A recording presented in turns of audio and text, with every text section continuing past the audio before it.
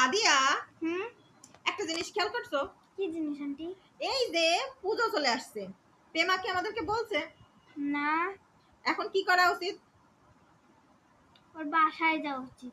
একদম, চলো ওর বাসায় যে আমরা হামলা করি এখনই এক্ষুনি। এক্ষুনি। চলেন। চলো। পেমা, তোমার কি কাজটা ঠিক হয়েছে? সাদিয়া কই গেল? এই সাদিয়া, হ্যাঁ আমাকে ডাকে যে হারাই গেলে, কই গেলে? তাড়াতাড়ি আসো। এই তো আন্টি। বললে যে তখন আমার সাথে যায় পেমারে হামলা করবা, এখন চুপ করে রইছো মানে? কথা বলো, পেমার সাথে কথা বলো। কি বলতে আসছে তাড়াতাড়ি বলো। এই পেমাপু, আমাদের পূজার দাওয়াত কই? নাড়ু খাবো না? তোমরা এইভাবে আমার উপরে এসে ঝামেলা করছো, আমি ভয় পেয়েছি তো। কি হয়েছে মানে? আমি আর সাদিয়া আসছি হচ্ছে নাড়ু খাইতে, তুমি আমাদের দাওয়াত দিবা না? তোমাদের না পূজা?